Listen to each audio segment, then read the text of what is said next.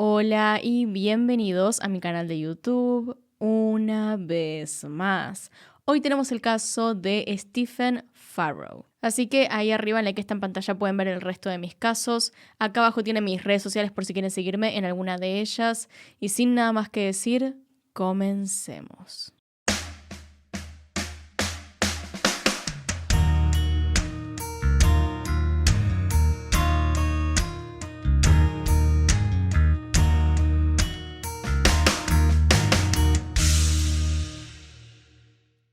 Stephen Farrow nació en el año 1964 en Inglaterra. Desde que era un niño, su conducta siempre fue difícil de tratar. Por ejemplo, en su primer día de escuela fue enviado de nuevo a casa por portarse mal. Los profesores lo describieron como hiperactivo e incontrolable. Pero esto lejos estuvo de ser lo más preocupante o extraño que hizo siendo un niño. Había algo mucho peor, y es un detalle que algunos asesinos comparten.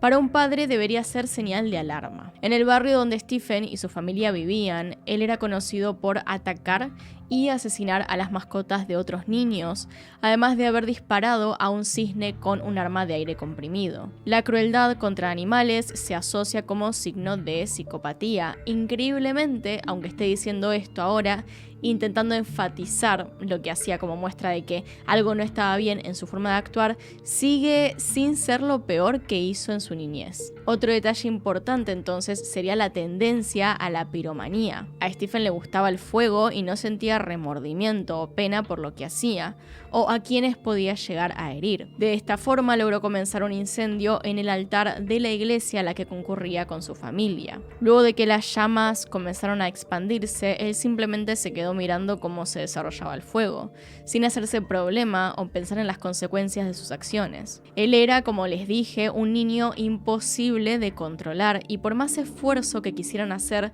por detenerlo o hacerle entender que lo que hacía estaba mal, Stephen nunca cambió. En su lugar, fue creciendo cada día peor. Su vida familiar tampoco ayudaba. En su paso por diferentes psiquiatras y especialistas, Stephen declaró que su hogar estaba lejos de ser un ambiente equilibrado. La relación con su padre era violenta y complicada.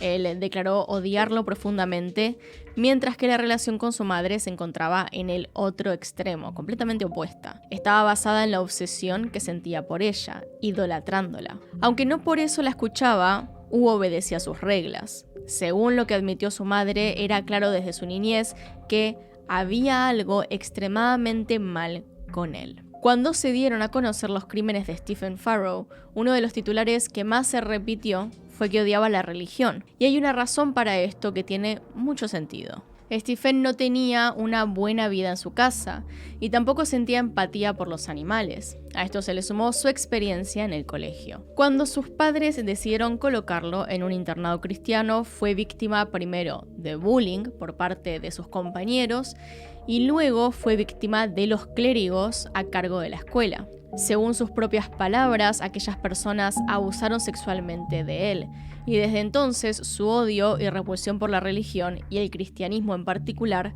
crecieron de forma desmedida. Su primer problema con la ley fue en 1993, antes de cumplir los 20 años, cuando entró a la casa de una mujer anciana que vivía en Stourbridge para robarle. Sin embargo, no fue su único delito, ya que además decidió atacarla. Cuando se lo detuvo ese mismo año y fue llevado ante la Corte de Justicia de Liverpool, un grupo interdisciplinario de psiquiatras forenses y especialistas entrevistaron al joven, llegando a un diagnóstico unánime de SDP, que son las siglas en inglés del trastorno de personalidad grave y peligroso. Entre los informes de estos especialistas se describió a Stephen como un mentiroso patológico, un arrogante, además de ser considerado violento y oscuro. Con esta información y la evidencia en su contra, se le sentenció a 4 años de prisión, aunque se le permitiría salir en custodia al año siguiente,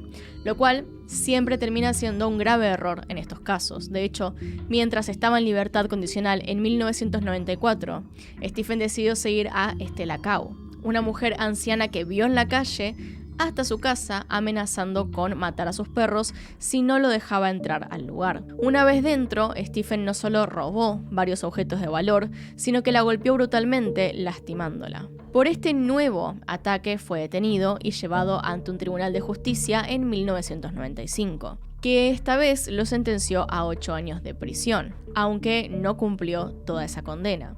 Y ustedes se preguntarán entonces, ¿para qué lo meten en prisión si igualmente lo van a sacar más rápido de lo que dijeron? A una persona que es completamente peligrosa, no sé. De los 5 años que estuvo en prisión, sabemos que durante una entrevista psiquiátrica con un especialista del Ashworth Hospital, declaró tener fantasías oscuras desde sus 13 o 14 años, siendo que la más antigua era directamente la de asesinar, aunque afirmó también ya haber asesinado antes. Una de las fantasías más recientes en ese momento implicaba ya no solo entrar a casas ajenas para robar, sino que también quería violar a las mujeres dentro de las casas, específicamente frente a sus esposos. El psiquiatra del hospital Ashworth coincidió en el diagnóstico que años antes le habían dado colegas suyos, determinando que Stephen era sin lugar a dudas un psicópata, pero también añadió a sus informes que pensaba que no exageraba sus pensamientos y pesadillas para lograr ser considerado inimputable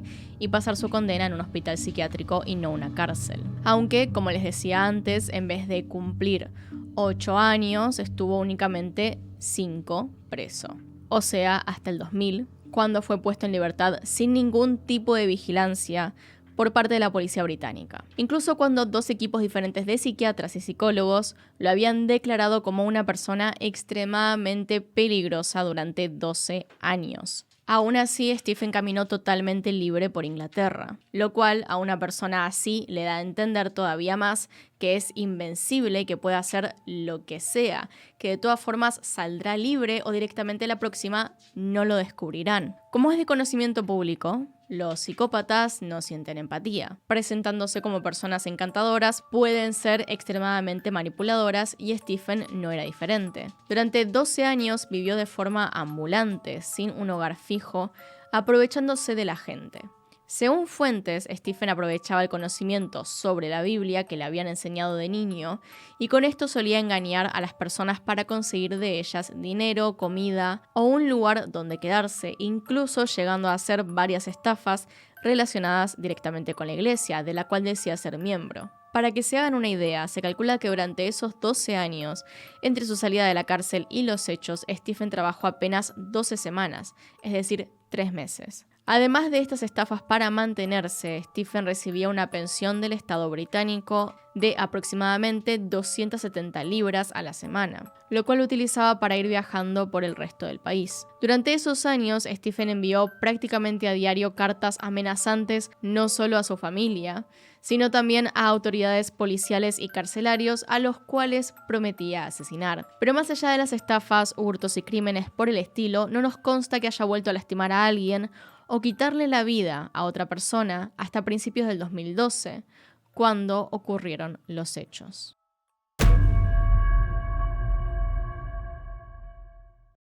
Antes de hablar de lo que pasó como tal, tenemos que sí o sí recordar la leyenda, por así decirlo, que se formó en torno al 2012 y el fin del mundo. Más de 10 años después, esto nos parece otra profecía fallida que llevó a una histeria colectiva sin demasiado motivo. Pero conforme se fue acercando aquel año, el supuesto fin del mundo, predicho por los mayas, o mejor dicho, argumentado en su calendario, hizo que la gente se fuera poniendo cada vez más nerviosa. Dentro de ese grupo estaba Stephen, quien consideraba al 2012 no como el último año del mundo per se, sino como el año en que empezaría la segunda venida de Cristo, acompañado por una firme creencia de que era algún tipo de profeta de Jesús. Stephen Farrow empezó el año 2012 dando rienda suelta a sus perversas fantasías. Los primeros días de enero del 2012, Stephen, de entonces 48 años, entró por la fuerza a una cabaña bastante solitaria en Bradley, junto al río de la ciudad inglesa. Ahí vivía Betty Yates, una mujer de 77 años que había sido profesora y todavía era una persona sumamente importante para su comunidad. Nadie tenía nada malo que decir sobre Betty, quien había sido profesora de gran parte de sus vecinos o hijos, y quien incluso estando retirada era uno de los pilares de la comunidad, siempre dispuesta a ayudar. Hacía 7 años, Betty vivía en su cabaña sola tras la muerte de su esposo Raymond, pero eso no implicaba que no tuviera gente que se preocupara por ella. De hecho, fue una de sus amigas quien comenzó a preocuparse por su ausencia, después de días de no verla ni saber nada de ella, por lo que el 4 de enero radicó la denuncia por desaparición. Si bien era una persona adulta que podía irse a donde quisiera cuando quisiera sin avisar a nadie, también estaba el hecho de que por su edad pudiera pasarle algo grave y estar tantos días sin dar noticias era razón suficiente para que fueran a revisar su hogar. Cuando la policía llegó a su casa ubicada en Dowells Road, cerca del río Severn, no obtuvieron respuesta de parte de Betty, por lo que tuvieron que forzar la entrada, encontrándose con su cuerpo sin vida junto a las escaleras. Imaginen la sorpresa de todos los que la conocieron cuando se enteraron de que Betty, una adorable profesora jubilada, había sido encontrada sin vida, y no por causas naturales, sino que había sido brutalmente atacada. Alguien la había golpeado con su propio bastón de madera maciza hasta romperlo, y no contento con eso, la había apuñalado 4 veces, dejando el cuchillo en la escena del crimen. La autopsia que se llevó a cabo determinó que fue una de las puñaladas la causa de muerte de Betty, además de concluir que había muerto 2 días antes de que la encontraran, es decir, el 2 de enero. Solo 3 días después de que Stephen enviara un mensaje a uno de sus amigos que decía: la iglesia va a ser la primera en pagar. Y si bien Betty no era una persona propiamente de la iglesia, planeaba que su siguiente víctima lo fuera. Su intención era la de quitarle la vida al arzobispo Rowan Williams de Canterbury, para lo que viajó a dicha ciudad. Sin embargo, la idea de atacar a un arzobispo no era original, por lo que Rowan Williams contaba con un grupo de guardias para su propia seguridad. Frustrado, Stephen decidió desistir de la idea de asesinar al arzobispo y buscar otro objetivo, el que encontró en el reverendo John Sothers, de 59 años. El reverendo Sothers llevaba 22 años como reverendo en la iglesia. Estando en sus 30s y tras un serio accidente automovilístico, decidió tomar los votos y dedicar su vida a la iglesia, abandonando su carrera como abogado. Quienes pertenecían a su congregación o solo lo conocían hablaban maravillas de él. Era un hombre que no tenía problemas en discutir la cristiandad, incluso sobre los temas más polémicos, y muchas veces se pronunciaba en contra de decisiones o dichos del propio Vaticano. Su misión era hacer de su iglesia un lugar seguro para todos y todas, para lo que el horario de su iglesia se extendía por fuera de lo normal, en caso de que alguien necesitara ir, e incluso dejaba en su ventana una lámpara siempre prendida como señal de que los desamparados y necesitados podían acudir a él en cualquier momento. Desde julio del 2011 había sido trasladado a la iglesia de St. Mary's Church en Turnberry, estando ahí solo unos meses antes de que Stephen Farrow le quitara la vida en su casa. Al igual que con Betty, Farrow apuñaló varias veces al hombre, aunque la escena del crimen estaba conformada por varios elementos. Sobre el pecho del cura se encontró una Biblia abierta, específicamente en la Epístola de Judas. Para quienes no sepan de qué hablamos, se trata de una carta supuestamente escrita por Judas que aparece en el Nuevo Testamento.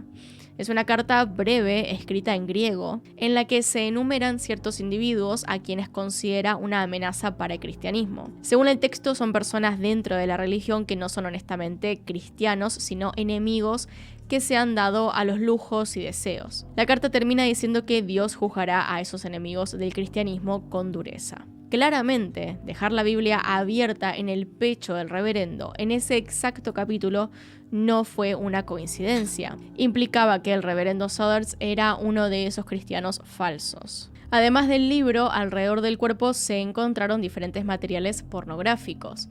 Revistas y una foto de un modelo hombre desnudo fue dejada en la zona baja del cuerpo, aunque nunca pudo establecerse si estas cosas eran algo que Farrow había llevado con él o si era material que el cura tenía en su casa. Por último, en la escena se encontraron también varios party poppers, preservativos y ropa interior, debajo de la cual se encontró una imagen religiosa de Jesús. A diferencia del homicidio de Betty, y dado que el reverendo Sothers tenía tareas que cumplir, su cuerpo fue encontrado el mismo día de su muerte, el 14 de febrero del 2012, por lo cual la investigación fue bastante rápida.